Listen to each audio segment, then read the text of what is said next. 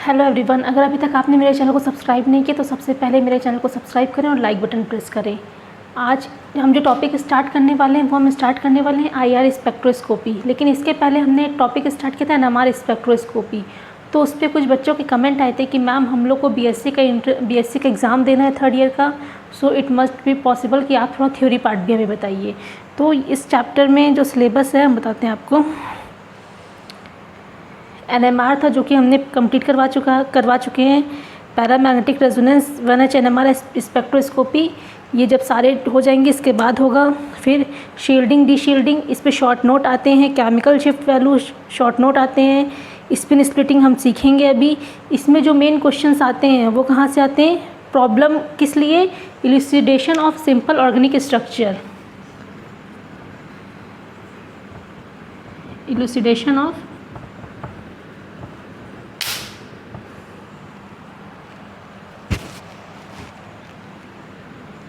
Organic structure. तो इसमें जो मेनली क्वेश्चन आता है वो यहीं से आता है कि ऑर्गेनिक स्ट्रक्चर का पता लगाएं और एनएमआर सिग्नल में कितने सिग्नल्स आ रहे हैं हमें वो पता लगाना होता है।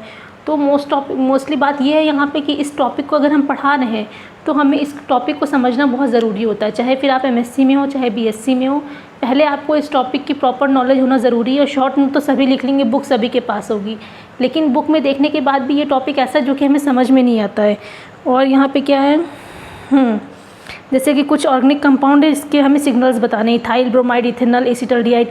लेकिन उसके पहले हमें ये चीज़ें सीखनी होंगी, किस रेंज में आता है, क्या चीज़ कैसे होती है। क्योंकि जब हम क्वेश्चन देखेंगे इसका इलूसिडेशन का, तो वहाँ पे क्या होता है, आईआर स्पेक्ट्रोस्कोपी में इस रेंज में ये है, इतना पीएमआर सिग्नल है, इतना पीपीएम पे आ रहा है, तो वहाँ पे क्या हमें करना है वो हमें पता नहीं चलता है। तो इसलिए हम इसको स्टार्टिंग से स्टेप बाय स्टेप स्टार्ट करेंगे एंड देन इसको कंप्लीट करेंगे।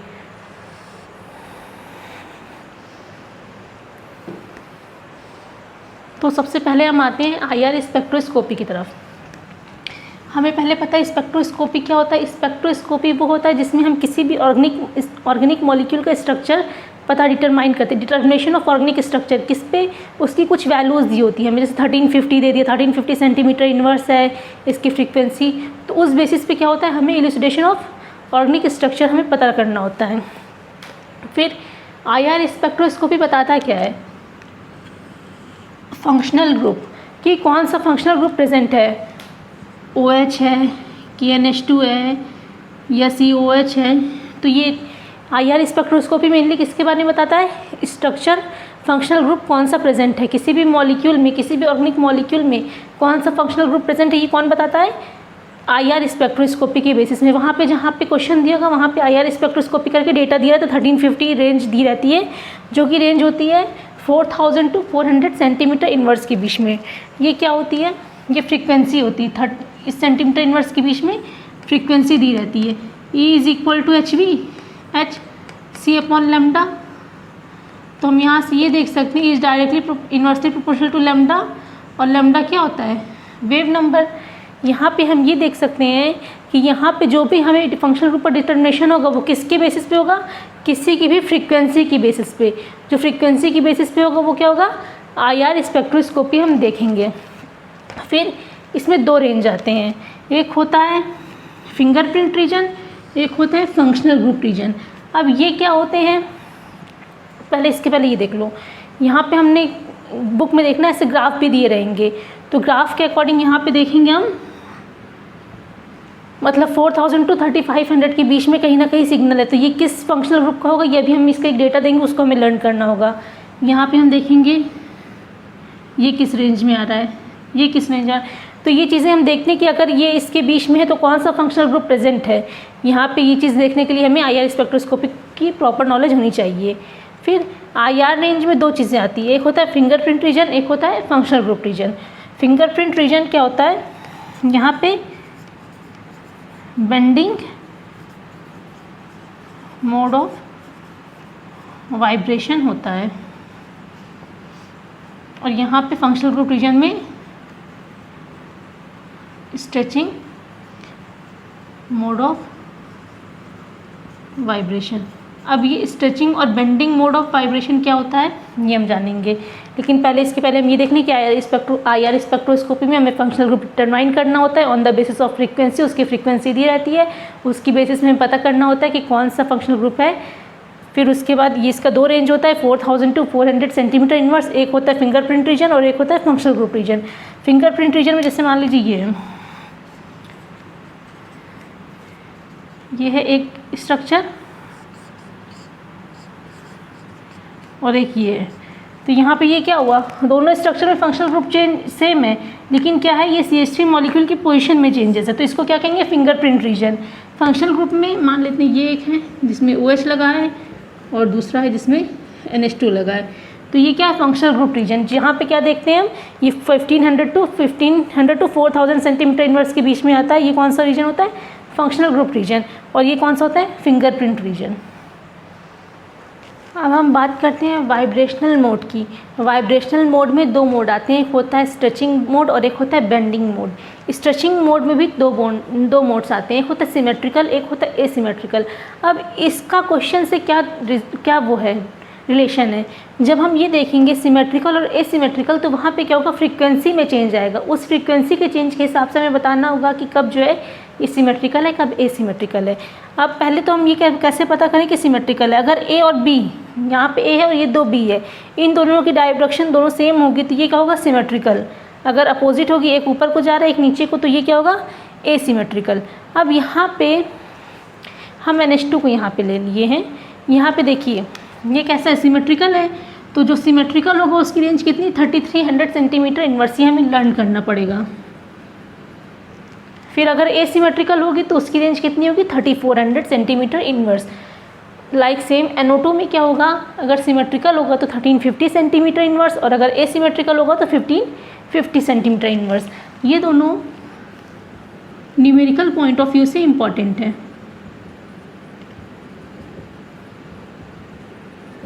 फिर अब हम देखते हैं बेंडिंग मोड ऑफ वाइब्रेशन क्या होता है। 2 टाइप्स के होते हैं, एक होता है आउट ऑफ द प्लेन, एक होता है इन प्लेन।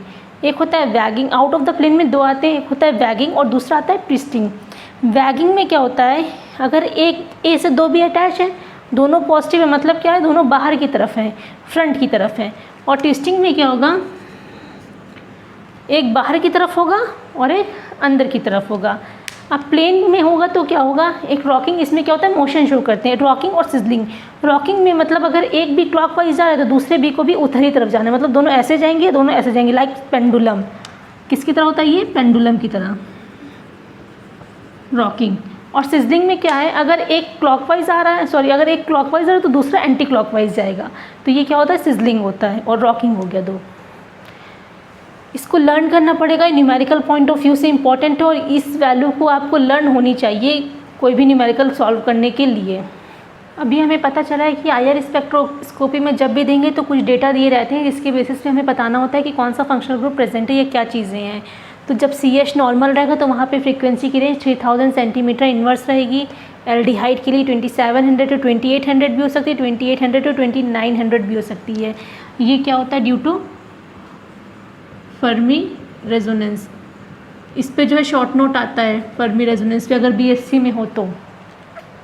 अब इसको आगे बताएंगे फर्मी रेजोनेंस होता है क्या। इसकी वजह से क्या होता है, ये ऐसा जो है हमें दिखाई देता है, बल्कि जब हम नॉर्मल देखते हैं, जैसे मान लीजिए ये SP है, ये 3300 पे, ये खाली ये ऐसे पीक दिखाई देगी हमें 3300 पे, लेकिन यहाँ पे क्या होता है 2 पीक दिखाई देती है ड्यू टू फर्मी रेजोनेंस, क्योंकि एक जो होता है वो कपल कर लेता है दूसरे के साथ। ये भी जब हम आगे पढ़ेंगे तो हम इसको अच्छे से डिस्कस कर लेंगे। फिर जब CH यहाँ पे कोई कार्बन ट्रिपल बॉन्ड से अटैच्ड हो तो वहाँ पे जो फ्रीक्वेंसी की रेंज होगी वो 3300 सेंटीमीटर इनवर्स होगी। जब डबल बॉन्ड होगा तो वहाँ पे 3100 इनवर्स सेंटीमीटर इनवर्स, क्योंकि सारी क्या है, फ्रीक्वेंसी है ये। अब यहाँ पे अगर sp3 का हाइब्रिडाइज कार्बन रहा, मतलब एक कार्बन सिंगल बॉन्ड H से कनेक्टेड है, तो वहाँ पे रेंज कितनी होगी, 3300। और C सिंगल बॉन्ड C रहेगा तो 1100, C double bond C 1650 centimetre inverse, क्योंकि सारी क्या है, फ्रीक्वेंसी। अब यहाँ पे जब C ट्रिपल बॉन्ड C से कनेक्ट है, C ट्रिपल बॉन्ड N से कनेक्ट है, ये इंपॉर्टेंट है, याद कर लेना, इसमें फंस जाते हैं 3 में। C ट्रिपल बॉन्ड C में 2150, CN में 2250 और अगर CO ईस्टर है, ये कौन सा ग्रुप है? ईस्टर। ईस्टर में नियरली अबाउट इक्वल टू 1100 या फिर 1200 सेंटीमीटर इनवर्स। अभी इसका और डेटा भी हम देखेंगे। ये डेटा पूरा हमें लर्न करना पड़ेगा। ये जो है कोई भी ऐसा नहीं अगर आपको न्यूमेरिकल प्रॉब्लम करने हैं इसके, तो आपको ये पूरे डेटा लर्न होने चाहिए। इसके पहले वाला डेटा जो हमने NH2 और NO2 का बताया था वो, और ये वाला डेटा पूरा लर्न होना चाहिए। अभी हम इसके बाद 2 डेटा और देंगे। जो हम नेक्स्ट डेटा देखने जा रहे हैं वो क्या है? C डबल बॉन्ड O की स्ट्रेचिंग फ्रीक्वेंसी। अगर एल्डिहाइड, कीटोन या एसिड में C डबल बॉन्ड O जो भी होता है उसकी स्ट्रेचिंग फ्रीक्वेंसी कितनी आती है? 1700 टू 1725 सेंटीमीटर इनवर्स। ईस्टर के केस में 1735 टू 1750 इनवर्स। फिर अमीन के केस में, अमीन सिमेट्रिकल भी हो सकता है, एसिमेट्रिकल भी हो सकता है। तो अगर सिमेट्रिकल रहेगा तो 1650, अगर एसिमेट्रिकल रहेगा तो 1680। एनहाइड्राइड सिमेट्रिकल में 1760, एसिमेट्रिकल में 1810। Acid chloride 1800, acid fluoride 1870 centimetre inverse. अब आते हैं हम OH के ऊपर। OH अगर किसी मॉलिक्यूल में फ्री OH है जिसमें हाइड्रोजन बॉन्डिंग नहीं इन्वॉल्व है तो वहाँ पे फ्रीक्वेंसी रेंज होगी 36 सेंटीमीटर। अब हाइड्रोजन बॉन्डिंग होती क्या? किसी भी ऑक्सीजन को किसी भी इलेक्ट्रोनेगेटिव एटम से अटैच होना ही हाइड्रोजन बॉन्डिंग कहलाती है। ये 2 टाइप्स की होती है, एक होती है इंटरमॉलिक्यूलर, एक होती है इंट्रामॉलिक्यूलर। इंटरमॉलिक्यूलर किसी सेम मॉलिक्यूल के बीच में होती है, इंट्रामॉलिक्यूलर 2 अलग अलग मॉलिक्यूल के बीच में होती है। तो जब इंट्रामॉलिक्यूलर होगी तो 3200 टू 3300 रेंज होगी, और जब इंटरमॉलिक्यूलर होगी तो 3300 टू 34 सेंटीमीटर इनवर्स होगी। अगर मान लीजिए कोई 2 बड़े मॉलिक्यूल हैं,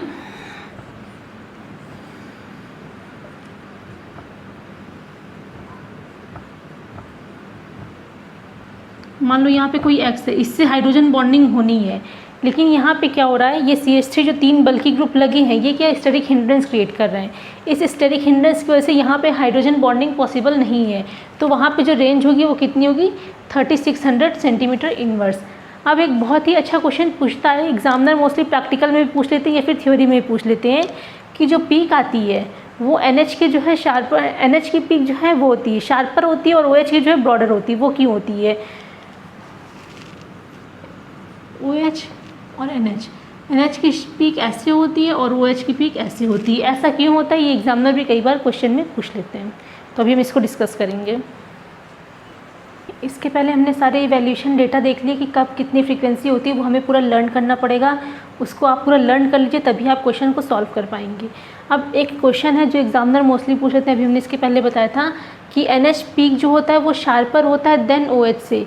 जो NH की पीक आती है, कभी भी अगर हम जो पूरा वो डेटा बना होता है तो उसमें जो NH की पीक होती है वो ऐसे होती है, बल्कि जो OH की पीक होती है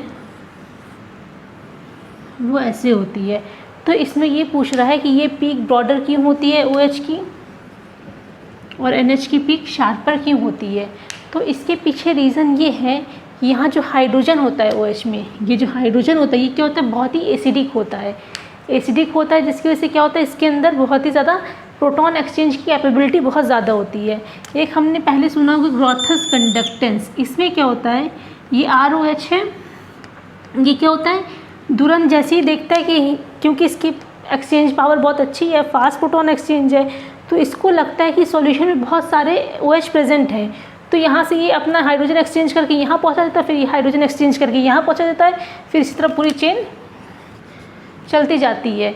तो इतनी बड़ी चेन चलती है, इसकी वजह से यहाँ पे पीक क्या आती है? बहुत ही ब्रॉडर आती है, और जबकि NH में ऐसा कुछ नहीं होता है, तो यहाँ पे पीक शार्पर आती है। यहाँ पे है the hydrogen of OH group is more acidic, हमें पता है OH का हाइड्रोजन मोर एसिडिक है देन NH से, तो यहाँ पे प्रोटॉन एक्सचेंज बहुत ही फास्ट होता है। So proton exchange between molecule is very fast and it appears like many OH। मतलब क्या है? यहाँ पे बहुत सारे, इसको लगता है कि बहुत सारे OH प्रेजेंट हैं, तो इसी वजह से हमें क्या दिखता है? यहाँ पे ब्रॉड पीक नज़र आती है। और इसके बाद आपको इसमें 2 टर्म देखने को मिलेंगे, एक होगा क्रोमोफोर, एक होगा ऑक्सोक्रोम। अब इन दोनों का काम क्या होता है? क्वेश्चन में भी कई बार देता है ये क्रोमोफोर है, ये ऑक्सोक्रोम है, तो हम किस बेसिस पे क्या होता है इसके प्रेजेंट और एब्सेंट होने से। क्रोमोफोर मतलब किसी भी अनसैचुरेटेड एटम का प्रेजेंट होना, अनसैचुरेटेड एटम का प्रेजेंट होना।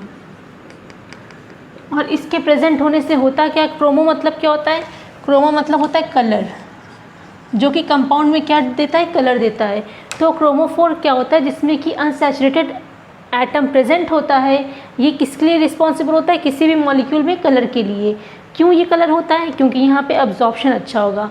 और ऑक्सोक्रोम क्या होगा, जहाँ पे सारे मॉलिक्यूल सैचुरेटेड होंगे, और ये क्या होगा, कैसा मॉलिक्यूल होगा, कलरलेस होगा। अब यहाँ पे कुछ एग्जांपल हम देख लें। ये क्या होगा, कलर्ड मॉलिक्यूल, कलर NO2 कैसा होगा, कलरलेस में Cl2 NH2 CH3। तो ये सारे मॉलिक्यूल्स कैसे होंगे, कलरलेस होंगे। जो भी सैचुरेटेड होंगे, जिनमें डबल बॉन्ड नहीं प्रेजेंट होगा, वो ऑक्सोक्रोम होंगे, वहाँ पे एब्जॉर्प्शन नहीं होगा। जब एब्जॉर्प्शन नहीं होगा तो वहाँ पे कलर शो नहीं होगा, तो वो कलरलेस कहलाएंगे। और जो अनसैचुरेटेड एटम प्रेजेंट होगा उसमें कलर होगा तो वहाँ पे डबल बॉन्ड प्रेजेंट होगा, वहाँ पे एब्जॉर्प्शन अच्छा होगा। ये दोनों शॉर्ट नोट में भी आते हैं और कई बार क्वेश्चन के बीच में भी दिया रहता है। अब नेक्स्ट जो हमें देखना है वो क्या देखना है, केमिकल शिफ्ट की वैल्यू। ये भी हमें लर्न करना पड़ेगा। अगर कार्बन से कोई भी हाइड्रोजन अटैच है और वहाँ पे कोई भी इलेक्ट्रोनेगेटिव, ये साइन इलेक्ट्रोनेगेटिव की है, अगर कोई भी इलेक्ट्रोनेगेटिव सब्स्टिट्यूएंट नहीं है तो वहाँ पे जो वैल्यू होगी 0.5 to 2 ppm होगी। अब अगर CH है, यहाँ भी sp3 हाइब्रिडाइज है, लेकिन यहाँ पे कोई भी इलेक्ट्रोनेगेटिव सब्स्टिट्यूएंट लगा है तो यहाँ पे 2 to 5 ppm वैल्यू आएगी। फिर अगर CH है, sp2 हाइब्रिडाइज है, तो यहाँ पे 5 to 8.5। अगर ट्रिपल बॉन्ड C है, मतलब ये कैसा हाइब्रिडाइज है, sp हाइब्रिडाइज होगा तो 2 to 3 ppm आएगी वैल्यू। CHO एल्डिहाइड के लिए जो वैल्यू आएगी 8.5 to 10 ppm, और कार्बोक्सिलिक एसिड के लिए 10 to 12.5 ppm। इसके बाद हमने ये सारी वैल्यूज़ को याद कर लेना है, इसकी और IR की फ्रिक्वेंसी रेंज, ये दो चीज़ें याद कर लेना। इसके बाद हम नेक्स्ट सिग्नल्स देखेंगे, कैसे नंबर ऑफ़ सिग्नल्स निकालते हैं, फिर हम कुछ क्वेश्चन सॉल्व करेंगे इसके।